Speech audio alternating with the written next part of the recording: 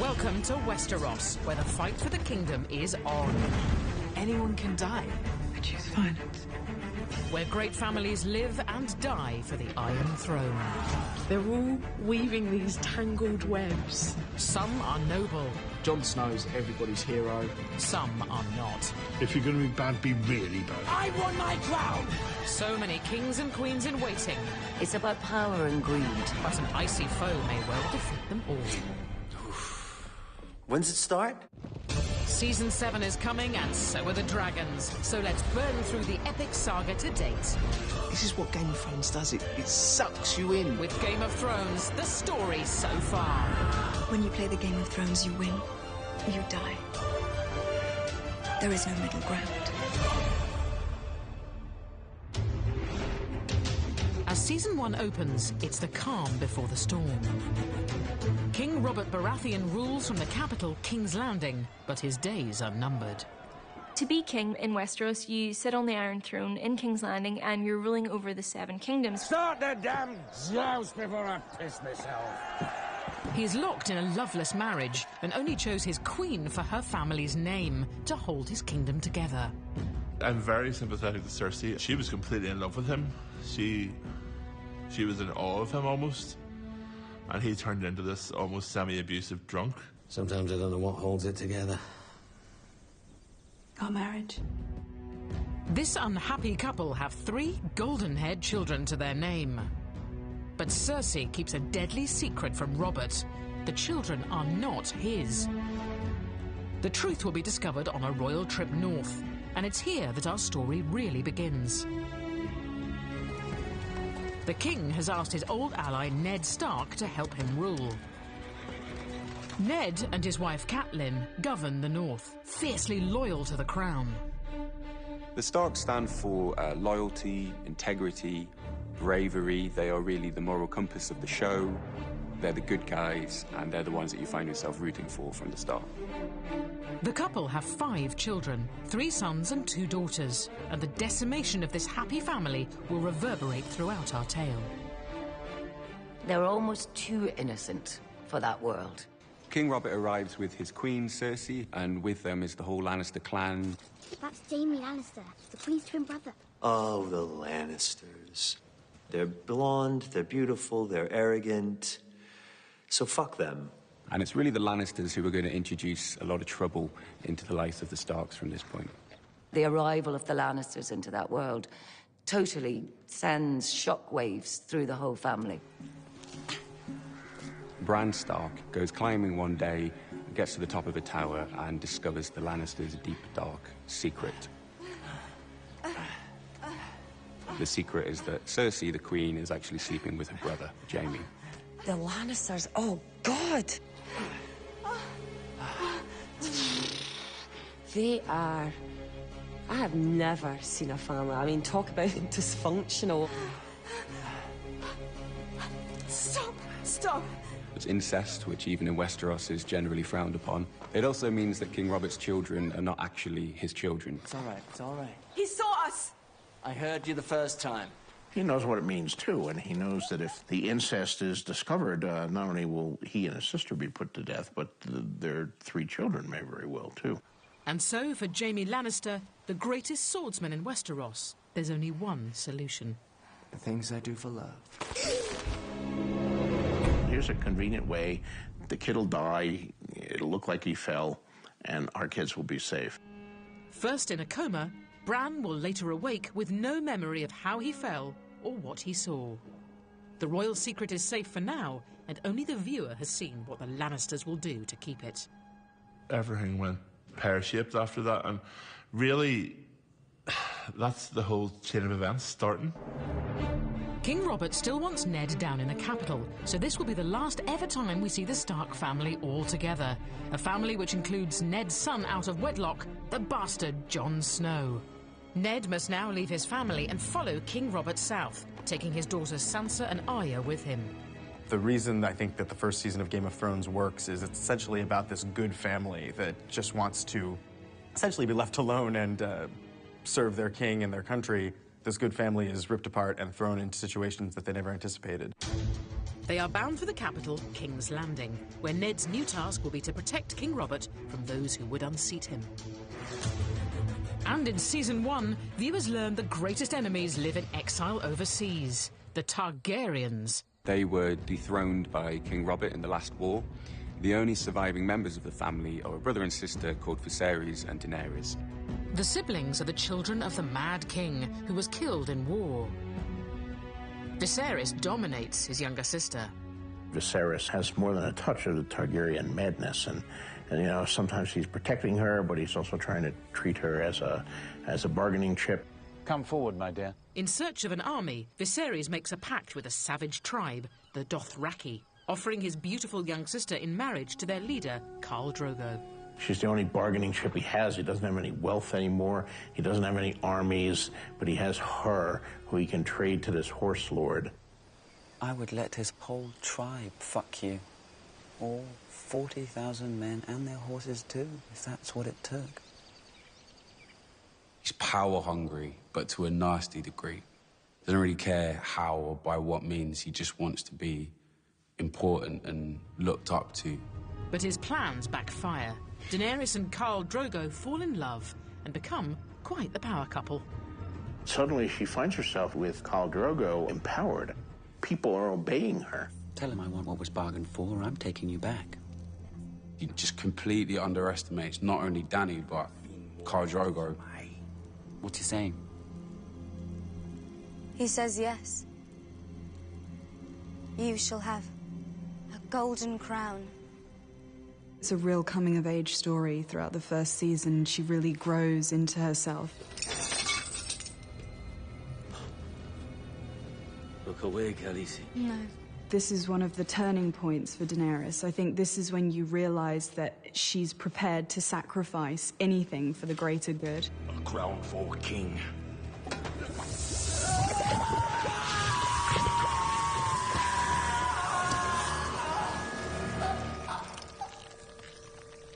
He was revolting. He was utterly, utterly revolting. And that was the moment that she escaped from her shell, when she became the woman and not the kowtowed girl. And as the Targaryens grow in power, we learn that King Robert faces another challenge to his northernmost borders. Threats which led past rulers to build this giant wall of ice to keep out wild things beyond. It's protected by the legendary Night's Watch. The Night's Watch are a small army who guard the northern border of the country. In Season 1, there's lots of fighting for the throne, but actually in the background there are these creatures appearing north of the wall that nobody has seen for thousands of years. And no one quite wants to believe that they're there, but they certainly are. We hear the characters saying that this is all folklore, that this is all made up. But for the viewer, we see that basically, these characters do exist. They are there.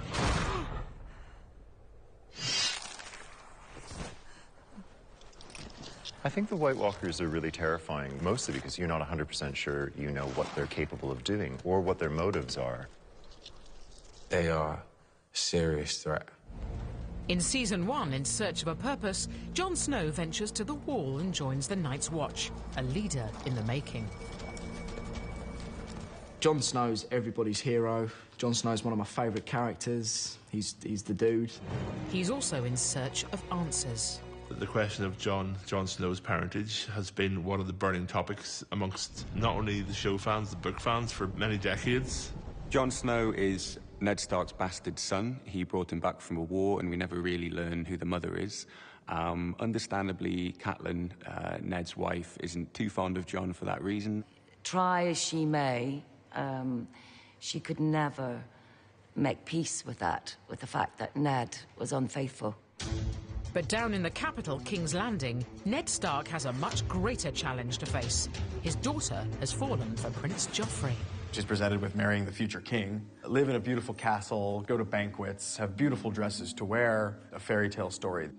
Ned has discovered the Queen and her brother are lovers, and this will be his family's undoing. When the king returns from his hunt, I'll tell him the truth. You must be gone by then. You and your children. I will not have their blood on my hands. But before he gets a chance to talk to King Robert gets himself killed on a hunting trip. Joffrey is now king, and without Robert to protect him, Ned is tried for treason. He confesses, believing it will save his daughter, but misjudges the new ruler. He's just been stuck up in the north too long and has no idea how the real world operates, how to really deal with the politics of Westeros. Bring me his head. That's when you realise nobody is safe in this world at all. When I saw Sean being pushed down, that was the only scene that really has brought a tear to my eye. It's cruel, it's heartbreaking, but there's a point to the children witnessing this. If they want to survive, they have to start to be resilient. They have to learn from this. It was at that moment you realised what Game of Thrones was really about. It's here that the Stark family splinters. Arya is whisked away by a Night's Watch brother loyal to Ned, leaving Sansa at the mercy of Joffrey. Robb Stark reacts with murderous rage to the news that his father has been beheaded. Robb is the heir, and he's not only picking up his father's mantle as Lord of Winterfell, but he's picking up a much older mantle, the crown that no one has worn for 300 years, the Kingdom of the North. It will lead to all-out war between the Starks and the Lannisters, who are led by its patriarch, Tywin Lannister. Tywin Lannister is one of the great warriors and battle strategists of the age. As well as his twins, Cersei and Jaime, he has a son he despises, Tyrion, known as the Imp. You're wounded.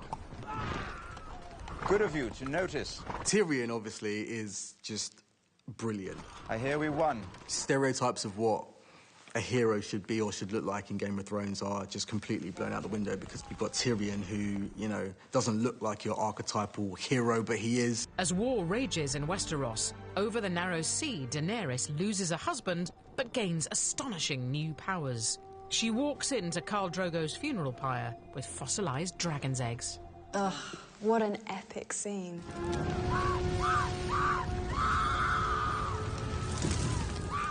Season 1 ends with the sight of Daenerys emerging from a fire unscathed with her dragons hatched. These creatures are extraordinary creatures, the likes of which have not been seen in hundreds of years. Blood of my blood. You see these three dragons around her and you're just like, okay, they're going to be awesome when they're grown. The innocence is gone. She's it.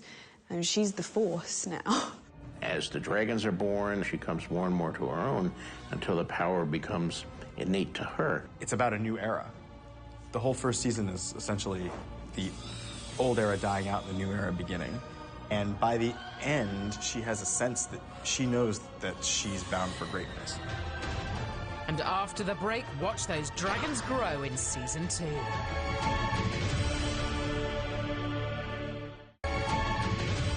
Welcome back to Game of Thrones, The Story So Far, where Season 2 marks a new reign of tyranny in the capital, King's Landing.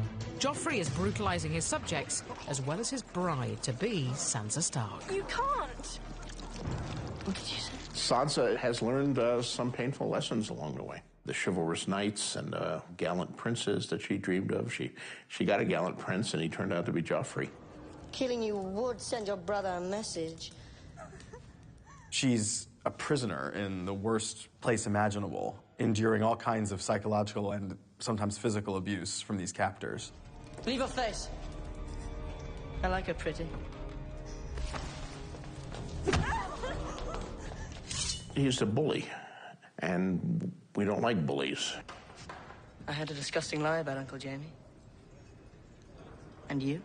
He's the product of a brother and sister shagging. So, like, you know, this might be why he isn't all there mentally. Cersei's smart enough to realize that Joffrey is perhaps not what she might have hoped for. And he's getting out of her control now, and he's a danger, in part, even to her and even to other members of the family. What you just did is punishable by death. Joffrey's enemies are everywhere. Chief amongst them, and just across the bay at Dragonstone, is Stannis, brother of the late King Robert, who believes the throne should be his. Stannis has learnt that Robert's children are Lannister bastards, which means that it is Stannis who is next in line. So Stannis Baratheon, who knows that King Joffrey is a product of incest, decides to send ravens out to all the corners of the Seven Kingdoms, letting them know the Lannister secret. In order to claim the throne, Stannis enlists the Red Priestess, Melisandre, who is on her own mission to find the right ruler for Westeros. She believes Stannis is the savior of the worlds, basically. He's supposed to be on the Iron Throne. And her magical powers have no limits, I think. There's so much that we don't know that she can do. However, Stannis isn't the only one after the throne. His younger brother Renly also believes he has a claim, and so war is inevitable. The Iron Throne is mine, by right. All those that deny that are my foes. The whole realm denies it from dawn to the wall. They both think they should be king, but I'm on Stannis' side, so screw Renly. Rather than fight it out on the battlefield, Stannis finds another way to kill his brother, because family ties don't mean an awful lot in Westeros. The powerful sorcery of the Red Priestess is revealed when she gives birth to a sinister weapon. The Shadow Baby is basically just a way to kill Renly, and it comes out of me in a great way. I think Melisandre, she's always lived by this religion. If she's got something to do, she's going to do it, and she's not going to let other people stand in her way. What I think's brilliant about Game of Thrones is it lives in a fantasy world. It's a completely realistic depiction of how power works, what power does to people, what people do to get power, and what happens when they fall short, when they miss the mark. And that's why it's so brilliant. When Renly is murdered, it leaves behind his widow, Marjorie Tyrell, who belongs to the Tyrell family, who are very rich and powerful in their own right. Calling yourself king doesn't make you one. And if Renly wasn't a king, I wasn't a queen. Marjorie is an absolute piece of work. You know, she wants power. Do you want to be a queen? No. I want to be the queen. Across the Narrow Sea, Daenerys Targaryen is learning valuable lessons in her quest to return to Westeros and seize the throne. She is desperate to be a good ruler, that she can, go to bed at night saying, I think I'm doing things the right way. As Daenerys' power grows, so do her dragons. But as news of their existence spreads, they become highly sought after. When she's in Qarth, everybody just kind of thinks, like, who are you? We'll just take your dragons. We'll take your dragons and you're not powerful anymore. Dracarys. People have underestimated her the whole way. And it is in Season 2 that we finally see the dragons kill for Daenerys.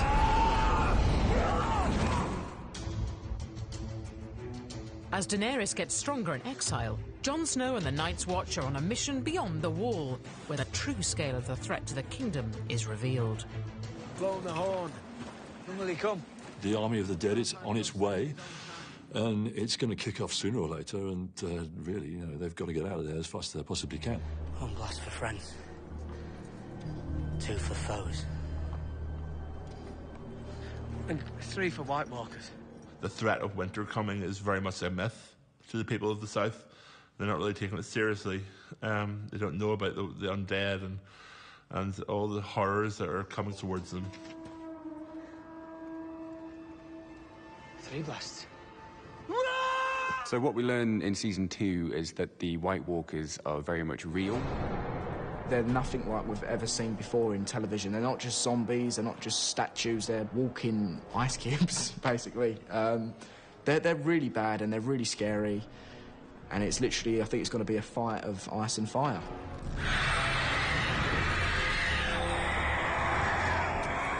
We have all these kingdoms wanting to fight for the throne, and they think that that is what ultimately the battle is about. But really, at the end of the day, they're not looking at what's the real problem here, and it's the White Walkers. And it's in Season 2 in King's Landing where we see that Tyrion may just be an asset to the war, when Stannis launches an attack on the city. I'll lead the attack! Battle of Blackwater was his moment. He was the best person to speak to the people of King's Landing and to get them to protect their city. Because he knows what it's like to fight. He knows what it's like to have your back up against the wall. There's our brave men knocking at our door. Let's go kill them! Tyrion manages to get the troops fired up by giving a good speech, and then heads out with them to fight Stannis on the bay. He doesn't last very long. He gets knocked out after a couple of minutes. Tyrion is upstaged by his father, Tywin, who arrives with his own massive army, bolstered by the Tyrells, who've now firmly joined the cause. It's that moment where you really see where power lies. It's not in the king. It's in the person behind the king. The battle is over. We have won. And so Season 2 ends with the Lannisters victorious. After the break, Season 3 brings more terrible losses for the Starks when they attend a cataclysmic wedding.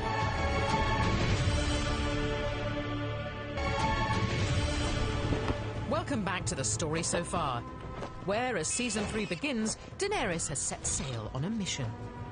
She and her dragons may have grown in power and stature, but securing an army still eludes her, so she ventures to a place where she can buy one.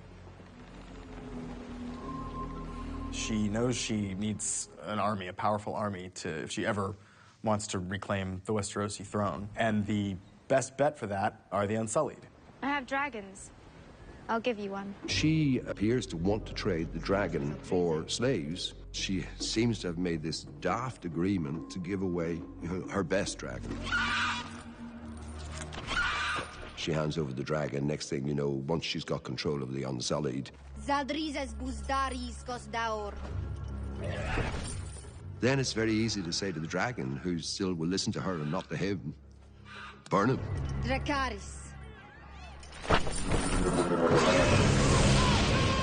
Because you would take power if you have the force of a dragon. They're pretty impressive creatures. She's been the mother of dragons, and you knew she was destined for greatness, but now she really is a queen with an army. To then see that she has thousands of people on her team, and then you get, like, this swoop past. She's got these, like, fire-breathing, mythical creatures that are just gonna tear shit up. As this young Targaryen gains followers, in King's Landing, a young Tyrell is gaining influence. Marjorie has replaced Sansa in Joffrey's affections, a reward for her family's military support at Blackwater. I imagine it must be so exciting to squeeze your finger here and watch something die over there. Marjorie is a woman who's on top of her game. She's controlling where she's going. She's a proper feminist icon. Really? But the Tyrells' ambitions are not going down well with Cersei Lannister. Olenna is the matriarch of the family, and she advises her granddaughter on how best to play the political game so that she might take power in King's Landing. To make matters worse, her soulmate Jaime is a prisoner of war. He is held first by Brienne of Tarth, then both are captured by a northern faction. Looks like your woman's getting the better of you. This is all bundled up in when Jaime begins to start thinking about other people. God, you're making it worse. His efforts to stop Brienne being raped are the beginning of that. You know who she is, don't you? It's good when those little bits of goodness come in those characters that are so devilish as well. Just to give you a little light in there. Lord Selwyn would pay his daughter's weight in sapphires if she's returned to him. I mean, of course, it being Game of Thrones, it doesn't get him anywhere. Another one of those Game of Thrones moments which has so much more going on in it than just him losing his hand. He's the greatest swordsman in Westeros, we're told, so he can't do that anymore. He's now made a good friend in her, and he's seen a lot of things, and I'm sure he's questioning what being a Lannister is about as well. Yet without his hand, we see Jaime Lannister at his most heroic. The heartless knight who pushed Bran Stark from the tower finds new honour in Season 3. He's left her behind, he's abandoned her, and he's on his way to King's Landing, and then his captors mention that what's going to happen to her. And then he decides to return and save her. And it is in season 3 that we witness the fearsome work of another powerful family, the Boltons, who are scheming to take control of the North. I think the Boltons want pretty much what everyone else seems to want, is power and status. Kill me! You're no good to me, dead. We need you. Ramsay, a bastard son of the family, enjoys torturing his enemies, including Theon Greyjoy, who he took prisoner when sacking Winterfell after Ned's demise. Historically, the Boltons have always been just under the Starks. Kind of the Starks have always been on top of them, so I think they feel that now is their time to rise. You don't look like a Theon Greyjoy anymore. It's unbelievable what Ramsay's capable of doing to people. Freak. He's just all about the mind. He's all about making you doubt yourself. He's all about getting in there and making you insecure and making you feel like you can't go up against him. Another hostage at large in season 3 is Arya Stark, kidnapped by the Hound. The disgraced knight plans to find Arya's family and trade her for cash. Remember what happens to children who run. One of the great double acts of Game of Thrones is the Hound and Arya. Don't kill him! There's something so perversely magical about that pairing, sort of warped mentor-protege relationship that develops.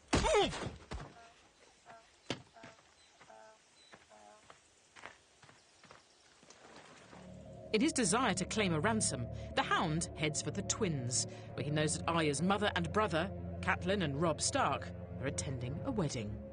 The Twins is a strategic river crossing controlled by the Frey family, and the Starks need them on side for their war effort. Walder Frey is a very bitter, nasty old man who controls a small but significant area in the kingdom. I was pledged to marry one of you, and I broke that vow.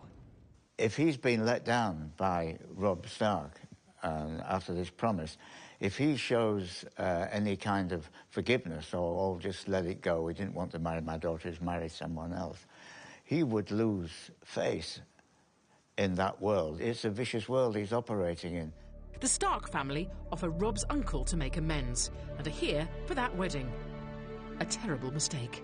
Catelyn, in her heart, knew that you do not break a promise if you are the King of the North, and also you certainly don't break it to Walder Frey. You're great. He's probably laid awake for nights just planning it and timing it and working out just how it's going to work out. The moment where Cat sees that Roose Bolton is wearing chainmail is a powerful moment. Why would you wear chainmail to your wedding? And what is the purpose of chainmail? It's to prevent you getting killed. Even though I'd read the scripts, the Red Wedding still completely was shocking, and I was still screaming at the TV, don't do it, no, don't. You just don't want it to happen. The Red Wedding is the event that pretty much decimates an entire generation of the Stark family. Within the Game of Thrones, Walder Frey's not playing the Game of Thrones. He's not attempting to be the king. He's actually perfectly happy with what he's got. He has his own little fiefdom, and they're all sitting in the chair and watching terrible things. He's a rotter, isn't he? He's absolutely rotten. Grim. The Lannisters send their regards. It is an ambush backed by Tywin Lannister. Robb is such an amazing character. I think you kind of want him to be the king and to win. It's the cruelty of it, and it's the relishing of it. Everything goes to hell in the Red Wedding. Arya Stark arrives at the Twins to witness her brother's desecrated body and loses any last shred of innocence. She's there at the Red Wedding, she's outside. And she was so close. You know, she was so close to seeing them again. She was so close. The path that she goes on, she learns to become stronger and fight. And also, she's after revenge. And when she comes across her family's killers later, oh, shit. She matches their brutality. She's had to go over to the dark side. That's what makes her interesting. In order to survive in that world, you've got to match what is given you.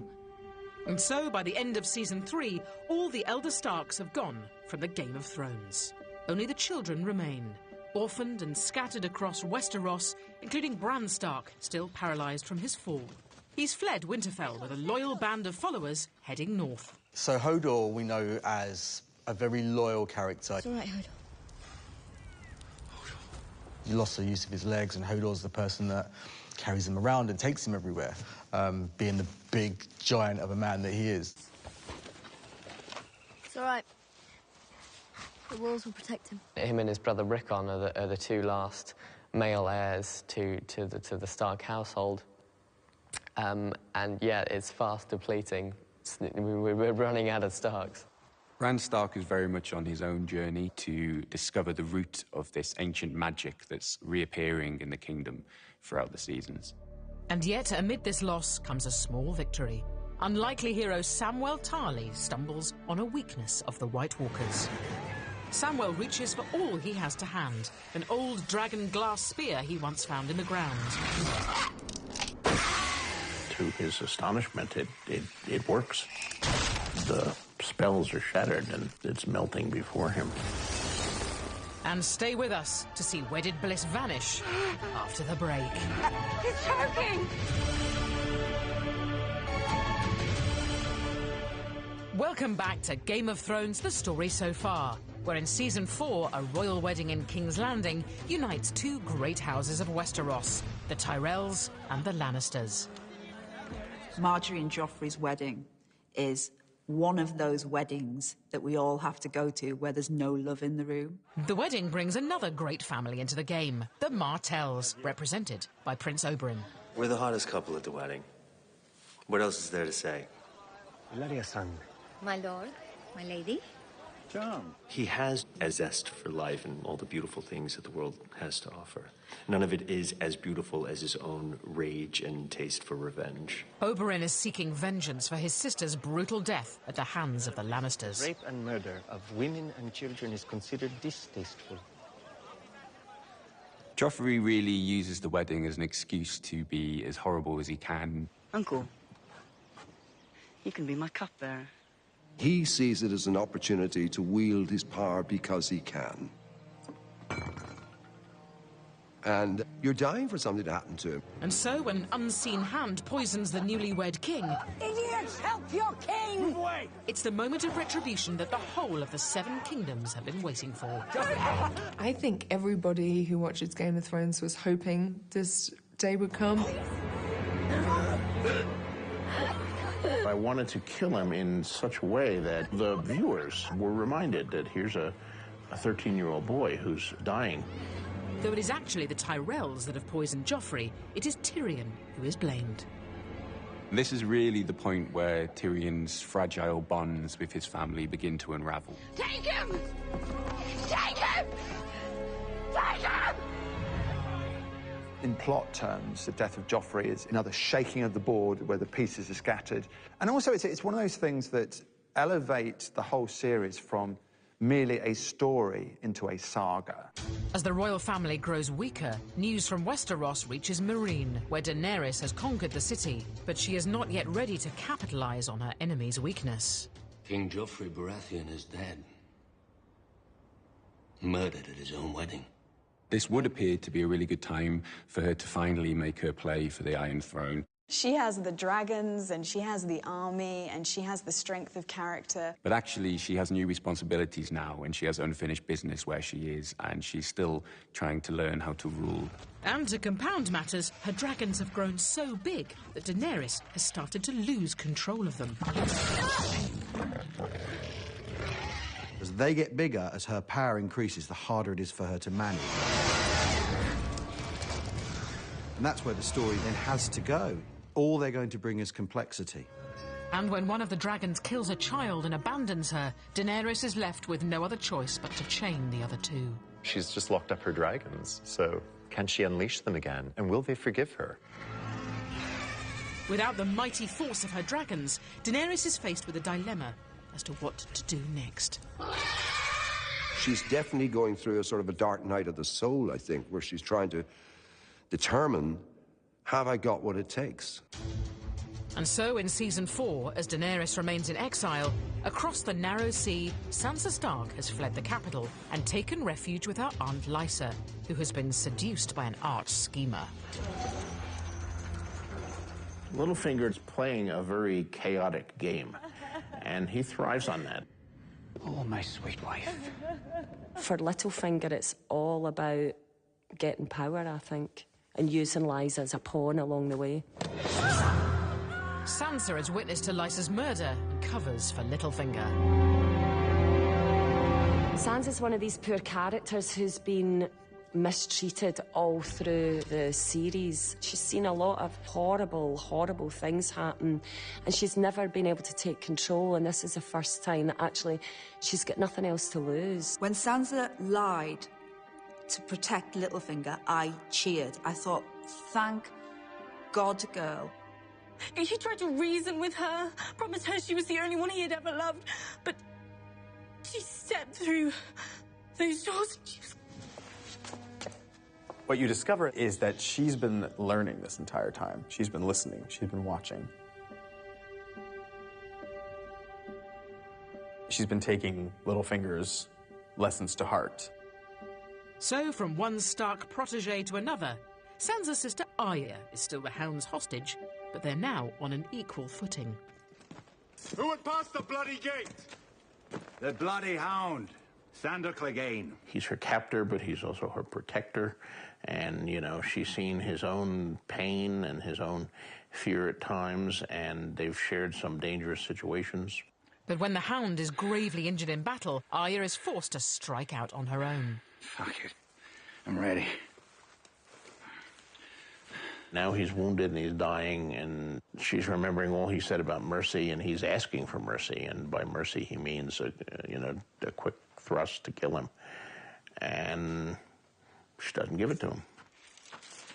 Kill me. She won't put him out of his misery. She won't give him the easy way out. She's going to leave him there to suffer. Another wandering Stark is Arya's crippled brother Bran, who has made it north of the Wall in search of the three-eyed raven, who he believes will help him walk again, all the time aided by his loyal travelling companion, Hodor. I think Hodor's been more than just Bran's legs. I think he means a lot to Bran, someone to... He's always been there through absolutely everything, Even though he can't speak, he can only say one word, he's always someone that's looking after them. In a world of evil, he's probably one of the only good ones. Clearly Bran is very important because he's trekked all the way up north to a cave where this raven has been summoning him for the past couple of seasons, and now he's in this cave with the three-eyed raven. Really, we're going to find out what the grand scheme of things is for Bran. You'll never walk again. But you will fly. His powers, he's getting stronger, and there's going to be some really exciting things happening. I think we're going to find out more and more about him. At the Wall, the Night's Watch suffers a huge wildling attack at Castle Black. But in Season 4, they get a powerful new ally. Stannis Baratheon, who's been away licking his wounds after the Blackwater defeat, joins them with his vast army. The Battle of the Blackwater was a huge and crushing defeat at the end of Season 2, and it's taken them basically 2 seasons to sort of rebuild from that. And his arrival means that Jon Snow could have a new ally in the battle against the White Walkers beyond the Wall. If my father had seen the things that I've seen, he'd also tell you to burn the dead before nightfall. All of them. Season 4 draws to a mighty climax in King's Landing when the ultimate father and son showdown comes to a head. Tyrion is tried for murder. I'm guilty of being a dwarf. You're not on trial for being a dwarf. Oh, yes I am. I've been on trial for that my entire life. He's put on trial for a murder he doesn't commit. His father deserts him and betrays him. I demand a trial by combat. Trial by combat, you can get someone to fight for your honour, so whether you're wrong or not, as long as they win the fight, that's what matters. He names Oberyn Martell as his champion. The one thing that he's ever lived for is to avenge his sister's death. And he knows that now that the opportunity is presenting itself, there is no question that he will get what he wants. You killed her children! And he does get what he wants by forcing a confession out of him. It's not exactly how he expected it. I killed her children. He still technically got what he wanted, you know? Then I raped her. Then I smashed her head in like this. But when Oberyn is defeated, Tyrion is sentenced to death. In Westeros, the pursuit of justice is as futile as anything else. Oh, get on with it, you son of a whore. Is that any way to speak about her mother? Tyrion is released from jail by his brother Jaime and told to go and board a ship and run away. Instead, he decides to check in on his father. But it's his former lover, Shae, that he discovers in Tywin's bed. Tyrion then kills Shae in a sort of fit of jealousy and then takes a crossbow and goes to find his father. Tyrion, put down the crossbow. It's so tightly wound, this scene. This is someone who spent his whole life trying to win his approbation. As much as he hated him, he really wanted that, you know. Obviously, that's never going to happen now because he put a crossbow bolt in his groin. What it means is when a big character like that goes, there's going to be a power vacuum and there's going to be hustling and jostling to get into his place. I am the queen! I am the queen! Have you lost your mind? Join us after the break, where in Season 5, a new power rises in King's Landing.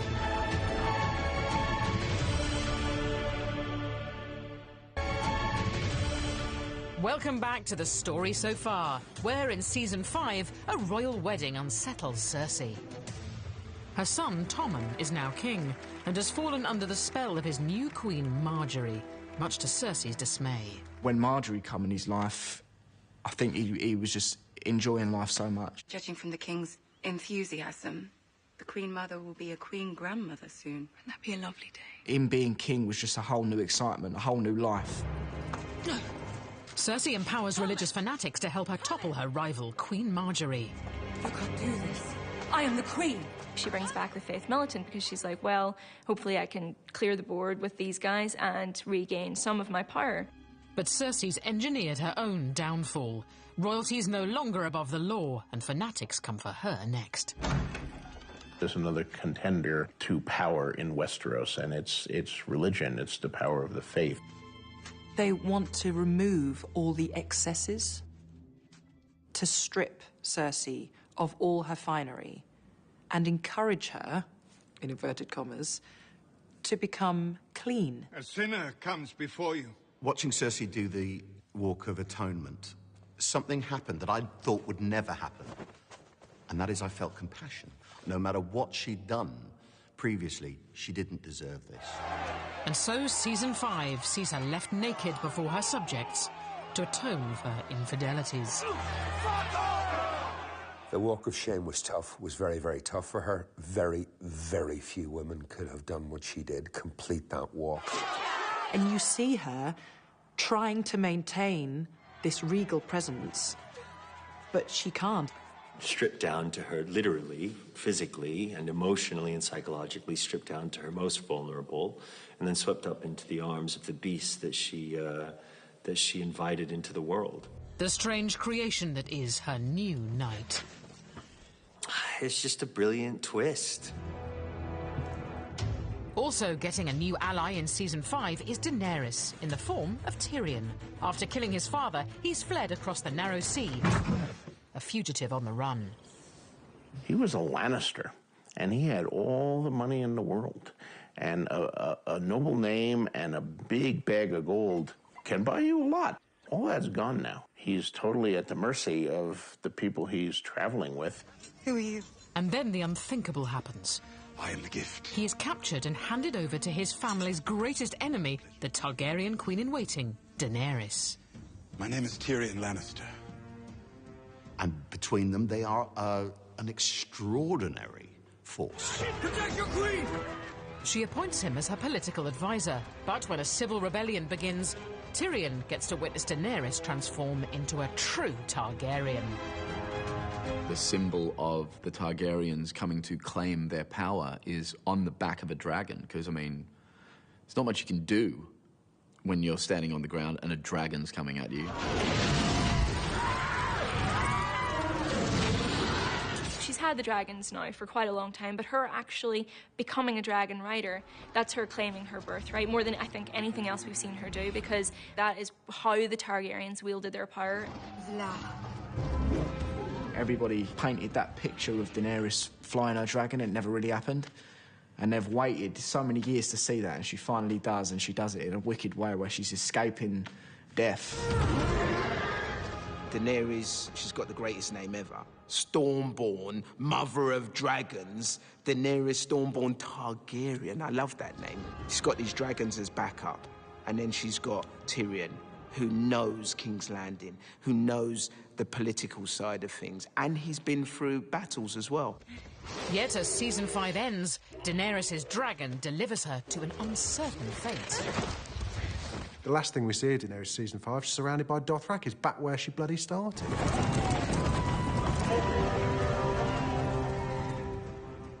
And Season 5 is one of vengeance for Arya. The young Stark follows her mentor to Braavos to become an assassin. To serve well, a girl must become no one. Arya's relationship with Jaqen is fascinating. He is utterly mysterious, and she is seduced by his power. I didn't come here to sweep floors. No? Why come then? You said I could be your apprentice. The power of death, the power to choose who dies. And Arya uses her new skills to slaughter Meryn Trant, a name on her kill list of people who've destroyed her world. Arya, I think, has crossed the line. And if you look back to Season 1, what would Ned Stark think of Arya's actions?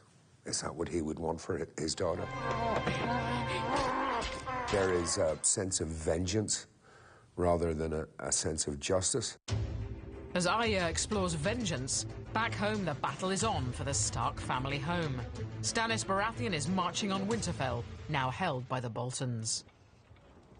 But sometimes sacrifices must be made to ensure victory. He's going after something, and it's increasingly futile.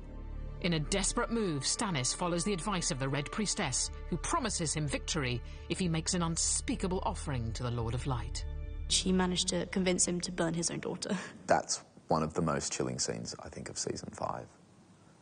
When he burns his child. She's believed in this god for so many years that I think that if it's not to do with the god, she kind of just blocks everything out. And I think that's what happened, is she blocked out the fact that she was going to be sacrificing a child. She was sacrificing the king's blood. Melisandre really thought that Stannis would be the one, and, you know, she's put a lot of her heart and soul and everything else into helping him. But it proves to be his undoing. His men desert him, and Melisandre, realizing all is lost, flees to Castle Black, leaving Stannis to advance to Winterfell on his own. Speak up. Can't be worse than mutiny. He's had a rough old time, Stannis, hasn't he? Because really, he should be the king from after Robert Baratheon dies. Every battle he loses, he becomes further and further involved with this kind of fantasy. And awaiting Stannis at Winterfell are the Boltons, who try to cement their position in the north with a tactical marriage to Sansa Stark. Orchestrated by master manipulator Peter Baelish. She shouldn't trust Littlefinger. I mean, why are you going to trust Littlefinger? I mean, jeez. He is the dodgy car salesman in Game of Thrones. Offers you everything and gives you nothing. May I introduce my son, Ramsay Bolton?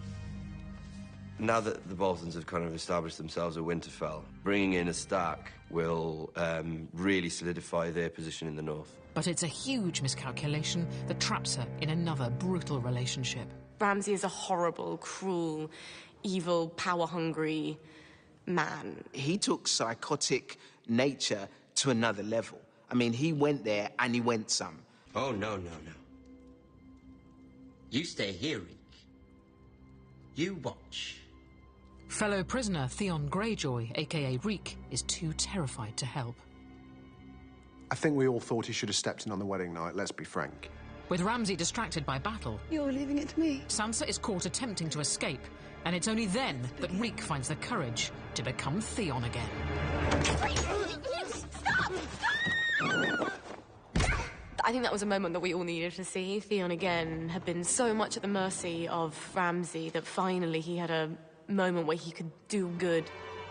And so, by the end of Season 5, Sansa has jumped either to her death or to her freedom. It's someone being pushed in every way to the absolute limit of their will to live. And having come through that, she's obviously going to be quite a different person. As Sansa and Theon leap from the walls of Winterfell, nearby Stannis is facing defeat by the vast Bolton army. I think Stannis had given up. I think even before they'd gone into battle, I think he was going there to die. Fate finally catches up with Stannis when he comes face to face with Brienne of Tarth, who sought vengeance for Renly's death since Season 2. She is probably the toughest person going about Westeros.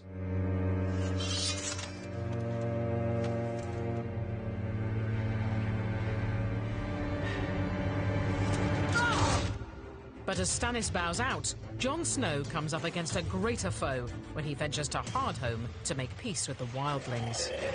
This alliance is sacrilege, but when the White Walkers launch a full attack, Jon sees his hunch is right. All humans must unite to fight them. What's so great about the whole White Walker mythology is the way it has been building throughout the series. Who knows what they want? They would bring death and destruction to absolutely everything. Up until this point, they've been semi-mythical characters. It's been the White Walkers in those cold lands that no one ever goes to. And here they are in front of the heroes, and they're very real. And it's a very real danger. I don't think the White Walkers are afraid of anything. I think fear is just not in their vocabulary. And then Jon and the viewers see the Night's King reveal that he has a greater power. He can raise and recruit the dead. It's a challenge to Jon, and look what I can do. Forget all the other battles that are going on. You know, battles for castles and kingship. You know, he's got to focus his army. But on Jon's return to Castle Black, in the final minutes of Season 5, viewers witness the cruelest blow of all in a gut-churning finale. When I saw the cross with traitor written on it, I thought, oh, no, they're not going to kill him. And then they did. For the Watch. You root for him. But the great thing about Game of Thrones is your heroes can die at any second.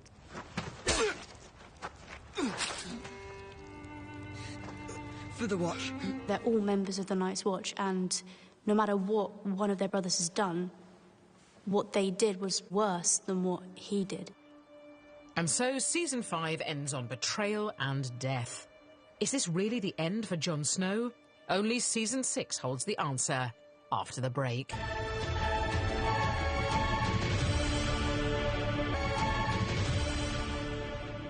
Welcome back to The Story So Far, where Season 6 begins at the scene of a crime. Jon Snow lies slain at Castle Black, and all hopes are pinned on the Red Priestess and her magic to bring him back. Game of Thrones needs Jon Snow. We do. We need him to finish what he started. As viewers hope for Jon's resurrection, we learn that Melisandre harbours a great secret. The reveal of ancient Melisandre was definitely one of the most stunning surprises in Season 6 of Game of Thrones.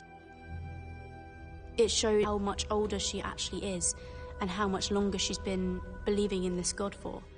Then we see her use this power for Jon. She tries to bring him back, tries to resurrect him. It doesn't work. When the wolf started to sort of make some noise, that's when I thought, I think everyone thought Jon Snow's alive. And then it's just like that moment of just... Jon Snow has returned and all Westeros rejoices. And after the miracle of Jon's rebirth, comes a partial reunion of scattered Starks when Sansa arrives at Castle Black, and together they'll gather forces in a bid to retake the north. Sansa's become majestic, but she's also become savvy. She's lost that naivety. A monster has taken our home and our brother. We have to go back to Winterfell and save them both. She's a queen, really. In terms of being from a powerful family and being able to make decisions and tell other people to do stuff, I think she's going to tell other people to do stuff. And across the sea in Season 6, another young royal's in similar mood. Daenerys, who's been a hostage of the Dothraki, burns their leaders and converts the tribe. The huge Dothraki horde. We're going to finally get a lot of different power factions coming together in a very scary, explosive way. And she also gets a navy, forging an alliance with the Ironborn, who bring ships. But as great houses unite for war, beyond the wall we learn more about the deathly foe which threatens them all. While time training with a three-eyed raven, Bran Stark uncovers a great secret. White Walkers were created from the first men. The Children of Forest invented the White Walkers to help protect their own race. It was an innocent defense to do that, but clearly it has gone out of control. And when the White Walkers come for Bran, there are terrible casualties. Hodor is a goner. Hold the door! Completely pure act of protection. There was no greater goal to what he did other than protect Bran. Everyone has basically just given in order to give way for Bran. And there must be a reason, right? We know he's become the three-eyed raven. But how is he going to use those powers? And as the three-eyed raven, Bran resolves a great Stark secret when he sees Jon Snow's mother is Ned's sister, Lyanna. You understand what Ned has been going through the whole time. He made out that it was his son, his bastard son, but it was really his nephew. But it confirms Jon Snow is still half Stark, and in Season 6, he and Sansa march on their family seat of Winterfell to fight Ramsay Bolton, in what goes down in history as the Battle of the Bastards. Ramsay's now top dog, having murdered his father and newborn brother. Now, if you want to save You're going to die tomorrow, Lord Bolton. When you play the Game of Thrones, you either win or you die, you know, and she knows it's about winning now. She's had enough of all the rest. It's time to win. She offers her insight. You think he's going to fall into your trap? He won't. He's the one who lays traps. She's lived with this man for a long time, and she knows that he is cruel to the core. Sansa's words go unheeded. Ramsay baits Jon with his hostage, Rickon. Run to your brother. It shows a lot about how Ramsay's mind works. He's calculating, he's always thinking about the next move. You know, it's very interesting how Machiavellian he can be as well. Ramsay Bolton's like, yes, I've got you now, boy. Just in the middle of no man's land. That's what Game of Thrones does so brilliantly, is it's constantly pitting good moral forces against bad ones, and you don't just win because you're good. They were surrounded by the entire army. They were being driven into the mud. Ramsay should have won. He was much more conniving, much more cunning. And if it hadn't have been for Sansa coming in at the last minute, then he probably would have won. Now that Sansa has brought the cavalry, the Knights of the Vale, it's a done deal that the Starks are going home. This was probably their first major victory in 6 years.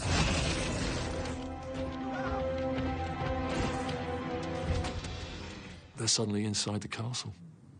Winterfell. It seems Jon will kill Ramsay.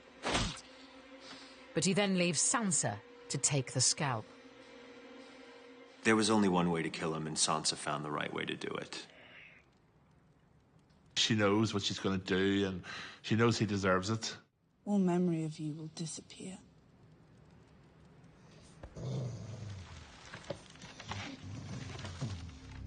If you were face to face with your nemesis and you had the opportunity, you take it.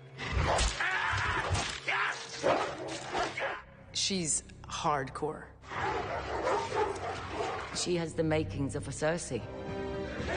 But it's Jon Snow who becomes king as the season ends, with the Starks controlling the north, and for now, Sansa is by his side. She's a character that will surprise people, because she's not what she seems. And neither is Sansa's sister, Arya. Blinded and stabbed in her training as a faceless man, she's now back in Westeros to deal with Walder Frey. She's gone on this mad journey. Arya comes in disguise, having chopped up Walder's sons. They weren't easy to carve. She wanted him to see who she was.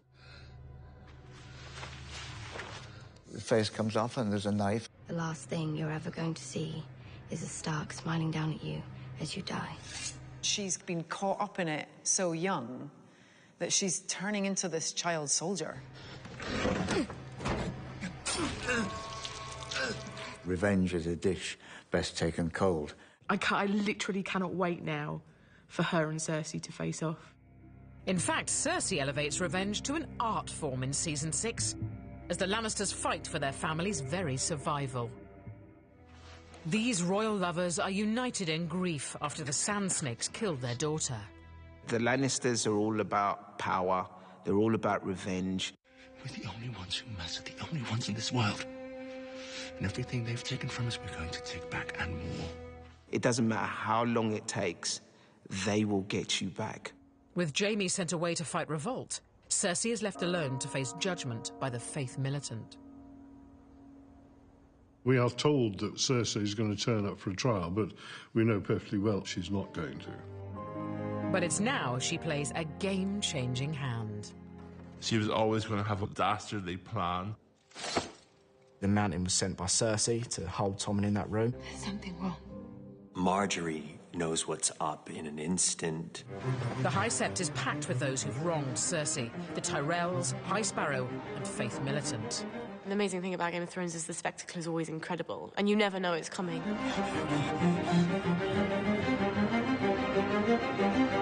This isn't going to end well.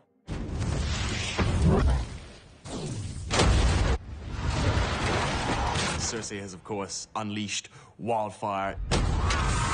She's wiped out this fantastic building. She's destroyed all her enemies.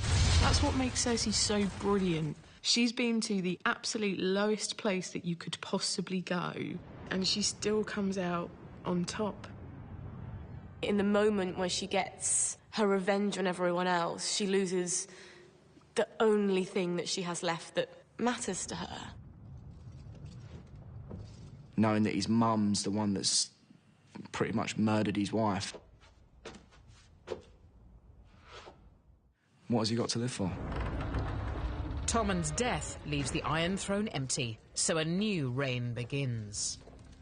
A witch told her that she was cursed and that all of her children would die. It didn't stop her from loving her kids and trying to protect them at any cost. But she accepts very swiftly her fate. And so Jaime returns to a new world order, courtesy of his sister. She's devastated the Tyrells. Now the Lannisters are once more a force to be reckoned with.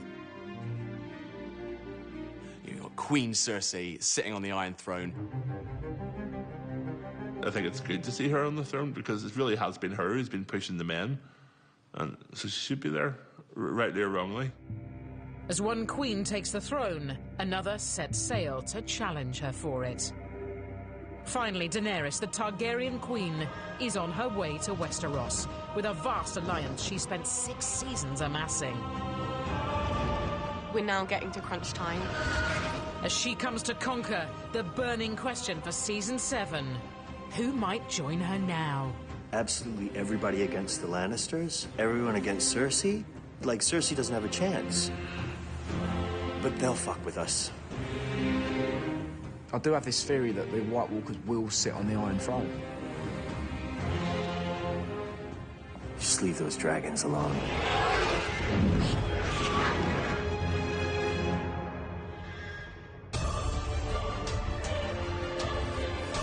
We asked Famke Janssen what it's like playing Scotty. Scotty keeps me on my toes. Scotty is as tough as she's vulnerable, as manipulative as she's honest, and like any person I've ever played before. The Blacklist Redemption starts Wednesday at 9 on Sky One.